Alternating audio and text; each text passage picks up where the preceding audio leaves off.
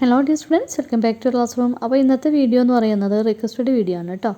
നമ്മൾ ഒരു വെജിറ്റബിൾ പ്രിൻറ്റിങ്ങിൻ്റെ മത്സര സമയത്ത് ശ്രദ്ധിക്കേണ്ട കാര്യങ്ങളെക്കുറിച്ചുള്ളൊരു വീഡിയോ ഇട്ടിട്ടുണ്ടായിരുന്നു. അപ്പോൾ ഒരുപാട് പേര് ഫാബ്രിക് പെയിൻറ്റിങ്ങിൻ്റെ റൂൾസ് ആൻഡ് റെഗുലേഷൻസ് ചോദിച്ചിട്ടുണ്ടായിരുന്നു. അപ്പോൾ അതുമായിട്ട് ബന്ധപ്പെട്ടിട്ടാണ് നമ്മുടെ ഇന്നത്തെ ഈ ഒരു വീഡിയോ കേട്ടോ. അപ്പോൾ നിങ്ങൾ ഫാബ്രിക് പെയിൻറ്റിങ് മത്സരത്തിനൊക്കെ പങ്കെടുക്കുമ്പോൾ ശ്രദ്ധിക്കേണ്ട കാര്യങ്ങളെക്കുറിച്ചാണ് എന്നുള്ളത് കേട്ടോ. നിങ്ങൾ വീഡിയോ സ്കിപ്പ് ചെയ്യാതെ കാണാം. കറക്റ്റായിട്ട് കണ്ടെങ്കിലാണ് പല കാര്യങ്ങളും ചിലപ്പോൾ മിഡിലോ എൻഡിലോ ഒക്കെ ആയിരിക്കും വന്നിരിക്കുക. അപ്പോൾ നിങ്ങൾ സ്കിപ്പ് ചെയ്ത് കാണുകയാണെന്നുണ്ടെങ്കിൽ നിങ്ങൾക്ക് പല കാര്യങ്ങളും അറിയാൻ പറ്റില്ല. അപ്പോൾ കറക്റ്റായിട്ട് കാണാം കേട്ടോ. പല സ്കൂളിലും ഇപ്പോൾ ശാസ്ത്രമേളകളൊക്കെ ഇങ്ങനെ നടന്നുകൊണ്ടിരിക്കുകയാണ് അല്ലേ. അതിൽ ഫാബ്രിക് പെയിൻറ്റിങ് വിഭാഗത്തിൽ പങ്കെടുക്കാൻ പേര് കെടുത്തിട്ടുള്ള കുട്ടികൾക്ക് വേണ്ടിയിട്ടാണ് ഇന്നത്തെ വീഡിയോ. അതല്ലെങ്കിൽ അതിനെക്കുറിച്ച് അറിയാൻ താല്പര്യമുള്ളവർക്ക് വേണ്ടിയിട്ട് കൂടിയാണ് കേട്ടോ.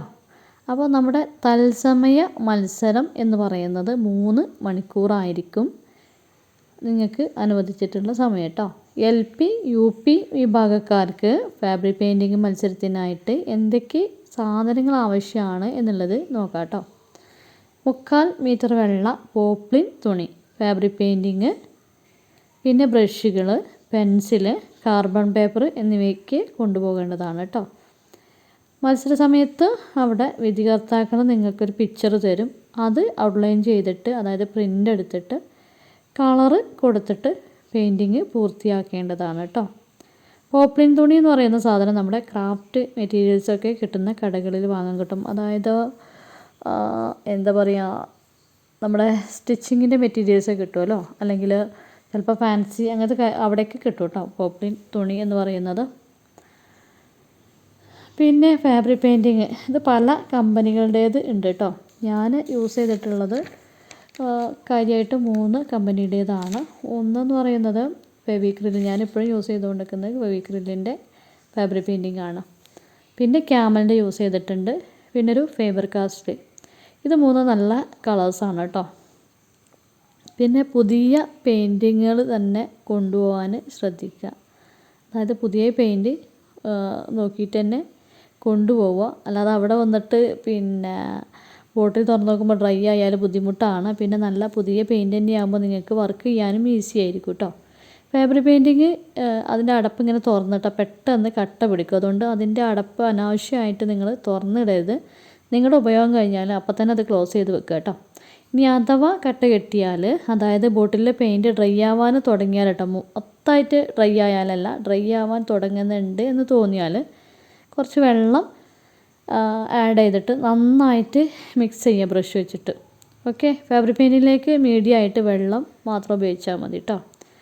ഇനി അടുത്തത് ബ്രഷുകളാണ് അല്ലേ. ബ്രഷ് റൗണ്ട് ബ്രഷ് തന്നെ വാങ്ങാൻ ശ്രദ്ധിക്കുക കേട്ടോ.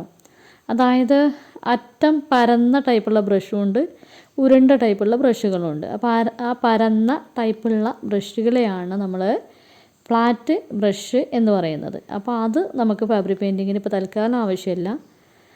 അതിൻ്റെ അറ്റം ഉരുണ്ടിട്ടുള്ള ആ ഒരു ടൈപ്പ് ബ്രഷുകളുണ്ടല്ലോ, അതാണ് നമുക്ക് ഇതിന് ഏറ്റവും യൂസ് ആയിട്ടുള്ളത് കേട്ടോ. 3 ബ്രഷെങ്കിലും നിങ്ങൾ മിനിമം കൊണ്ടുപോകാൻ ശ്രദ്ധിക്കുക. ഒന്നൊരു പോയിൻറ്റ് ബ്രഷ് വാങ്ങിക്കോളൂ കേട്ടോ. നമുക്ക് ഔട്ട്ലൈൻസ് ചെയ്യാൻ വേണ്ടിയിട്ടും അതേപോലെ ലൈൻസ് പിന്നെ ചെറിയ ചെറിയ കാര്യങ്ങളൊക്കെ ചെയ്യാൻ വേണ്ടിയിട്ട് പോയിൻറ്റ് ബ്രഷ് യൂസ് ചെയ്യാം. പിന്നെ നമ്പർ 6 വാങ്ങിക്കോളൂ. മൂന്നാമതായിട്ട് 9 എന്നുള്ള നമ്പർ ബ്രഷ് വാങ്ങുക. കാരണം 9 എന്നൊക്കെ പറഞ്ഞാൽ കുറച്ചുകൂടി നാരുകളുള്ള ഹെയർസ് ഉള്ള ബ്രഷായിരിക്കും. അപ്പോൾ വലിയ ഭാഗങ്ങളിലൊക്കെ ആ ഒരു 9 എന്നുള്ള നമ്പറുള്ള ബ്രഷ് യൂസ് ചെയ്യാം. ഇനി നിങ്ങൾക്ക് വേണ്ടത് കാർബൺ പേപ്പറാണ്. സാധാരണ നമുക്ക് ഷോപ്പിൽ കിട്ടാറ് ബ്ലാക്കും ബ്ലൂവും ആണ് കേട്ടോ. സാധാരണ ഷോപ്പിൽ അതാണ് കിട്ടൽ. പക്ഷേ നമുക്ക് ഏറ്റവും നല്ലതെന്ന് പറഞ്ഞാൽ യെല്ലോ കാർബൺ പേപ്പറാണ് കേട്ടോ. ബ്ലാക്ക് കാർബൺ പേപ്പറൊക്കെ യൂസ് ചെയ്യുമ്പോൾ നമ്മുടെ പെയിൻറ്റിങ്ങിൻ്റെ ഔട്ട്ലൈൻ ഇങ്ങനെ വൃത്തികേടായിട്ട് കാണിക്കും. ഇത് മാറുന്നതിന് വേണ്ടിയിട്ട് 2ഉം 3ഉം കോട്ടിങ്ങൊക്കെ പെയിൻറ്റ് ചെയ്യേണ്ടി വരും. പിന്നെ പെയിൻറ്റ് മിക്സ് ചെയ്യാനായിട്ട് പാലറ്റ് കൊണ്ടുപോകേണ്ടതാണ് കേട്ടോ. കടയിൽ ചോദിച്ചാൽ മതി പാലറ്റ് എന്ന് പറയുന്നത്. അറിയാത്തവർക്ക് വേണ്ടിയിട്ടാണ് കേട്ടോ പറയുന്നത്. ഇനി അതില്ലെങ്കിൽ ഒരു പേപ്പർ പ്ലേറ്റ് യൂസ് ചെയ്താലും മതി കേട്ടോ. ഇനി വേണ്ടത് കുറച്ച് വേസ്റ്റ് ക്ലോത്തും വെള്ളവുമാണ്. ഇത് നമുക്ക് ഇടയ്ക്കിടെ ബ്രഷ് കഴുകാൻ വേണ്ടിയിട്ടാണ്. ബ്രഷ് കഴുകിയ ഉടനെ തന്നെ തുണിയിൽ നന്നായിട്ട് തുടച്ചിട്ട് മാത്രമാണ് മറ്റൊരു കളറിൻ്റെ ബോട്ടിലിൽ മുക്കാൻ പാടുള്ളൂ കേട്ടോ. ഇങ്ങനെ ബ്രഷ് തുടക്കാതെ പെയിൻറ്റ് ചെയ്താൽ നമ്മുടെ പിക്ചറാകെ സ്പ്രെഡാകും, വൃത്തികേടാകും. പിന്നെ ഇമ്പോർട്ടൻ്റായി ഒരു എംബ്രോയ്ഡറി ഫ്രെയിം കൂടി വാങ്ങാം കേട്ടോ. അത് പറയാൻ വിട്ടുപോയതാണ്.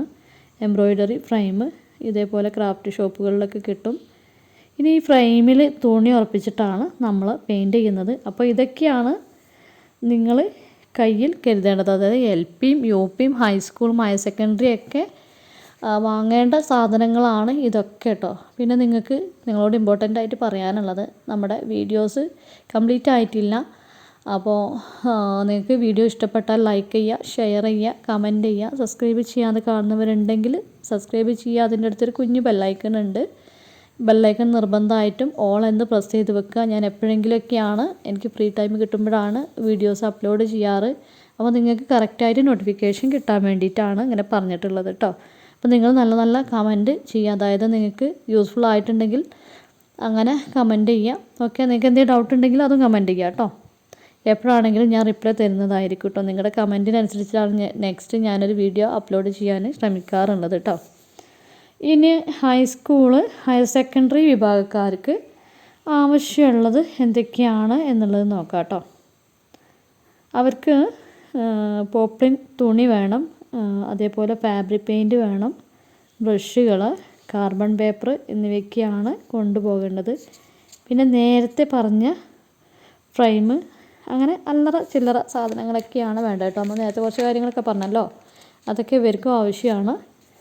പിന്നെ പ്രധാനമായിട്ടും ഫാബ്രിക് പെയിൻറ്റിങ് മത്സരത്തിലൊക്കെ പങ്കെടുക്കേണ്ട ആൾക്കാർ ശ്രദ്ധിക്കേണ്ട കാര്യം എന്താണെന്ന് വെച്ചാൽ, ജഡ്ജസ് നിങ്ങളുടെ പിക്ചറിന് മാർക്ക് ഇടുന്നത് ഫസ്റ്റ് നോക്കുന്നത് എന്താണെന്ന് വെച്ചാൽ ചിത്രം ഫിനിഷ് ആയിട്ടുണ്ടോ എന്നുള്ളതാണ്. ചിത്രം ഫിനിഷ് ആവാതെ എന്നാൽ മാർക്ക് ഉണ്ടാവില്ല. അപ്പോൾ കംപ്ലീറ്റ് ആക്കാൻ ശ്രദ്ധിക്കുക കേട്ടോ. അപ്പോൾ തന്നിരിക്കുന്ന പിക്ചർ മാത്രം കളർ കൊടുത്ത് ബാക്ക്ഗ്രൗണ്ട് ഒഴിച്ചിടാൻ പാടില്ല. അതായത് നമുക്കൊരു പിക്ചർ തന്നിട്ടുണ്ടാവുമല്ലോ, അത് മാത്രം കളർ ചെയ്തുകൊണ്ട് ബാക്ക്ഗ്രൗണ്ട് ഒഴിച്ചിട്ടാൽ മാർക്ക് കിട്ടില്ല. അപ്പം ബാക്ക്ഗ്രൗണ്ടിൽ എന്തെങ്കിലും വല്ല ലൈറ്റ് കളേഴ്സോ മറ്റോ അപ്ലൈ ചെയ്യുക കേട്ടോ. ലൈറ്റായിട്ടൊന്ന് ജസ്റ്റ് ഒന്ന് കളർ ചെയ്താലും മതി. ഓക്കെ. രണ്ടാമത് ശ്രദ്ധിക്കുന്നത് അട്രാക്ഷനാണ് കേട്ടോ. അപ്പോൾ നല്ല കളർ കോമ്പിനേഷൻസും കാര്യങ്ങളൊക്കെ വരുത്താൻ വേണ്ടിയിട്ട് ശ്രദ്ധിക്കുക. പിന്നെ കൃത്യത എന്നിവയൊക്കെയാണ് നിങ്ങളുടെ പിക്ചറിൽ ശ്രദ്ധിക്കുന്നത്. അപ്പോൾ നല്ല വൃത്തിക്ക് തന്നെ പെയിൻറ്റിങ് ചെയ്തെടുക്കുക കേട്ടോ. അപ്പോൾ സീ യു നെക്സ്റ്റ് ടൈം, വീണ്ടും കാണാം. Okay, by.